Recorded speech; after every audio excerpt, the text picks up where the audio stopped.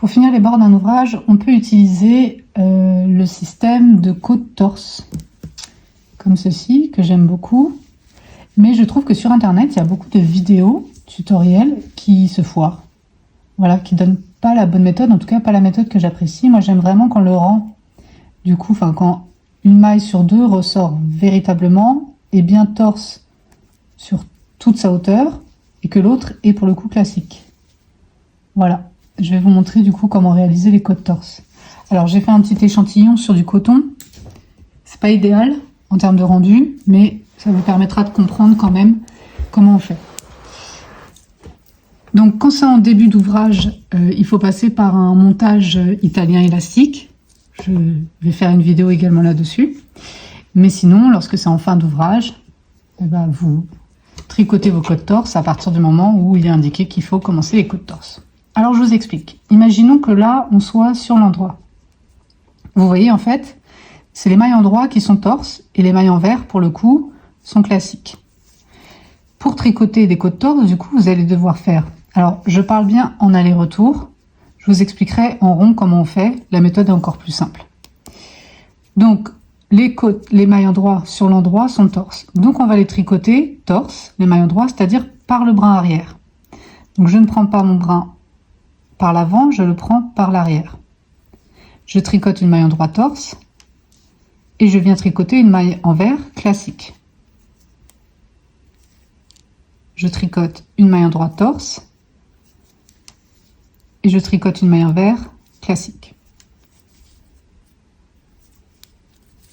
Endroit torse, envers classique. Endroit torse, envers classique. Endroit torse, envers classique. Quand c'est des côtes, généralement, vu que c'est pour les manches ou le bas, bon, vous avez un nombre pair. Donc là, on va partir du principe qu'on est sur un nombre pair. Et comme vous l'avez vu, j'ai terminé par une maille endroit torse, une maille envers classique. Ce qui veut dire que quand on va retourner l'ouvrage, c'est bien celle-là, la deuxième en partant de la fin, qui est torse, qu'il va falloir tordre également sur l'envers. Quand je retourne mon ouvrage sur l'envers, je dois commencer par une maille endroit. Je vais la tricoter cette fois-ci de manière classique, c'est-à-dire par le brin avant. Maille endroit classique. Je passe mon fil devant pour la maille envers et c'est cette maille envers qui du coup est l'endroit torse sur l'endroit qu'il va falloir tricoter torse. Donc je ne vais pas la tricoter par le brin avant, mais je vais bien la tricoter par le brin arrière. Donc si je répète, ça fait une maille endroit classique, une maille envers, torse par le brin arrière.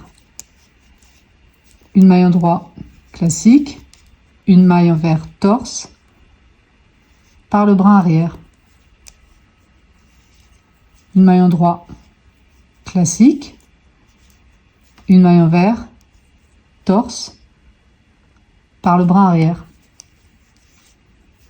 Une maille endroit classique, une maille envers torse par le brin arrière. Ce qui veut dire que comme là c'est la dernière qu'on a fait en torse, quand je retourne sur l'endroit, je recommence comme pour les rangs endroits par une maille endroit torse, une maille envers classique, une maille endroit torse, une maille envers classique. Voilà, donc il faut répéter ces deux rangs.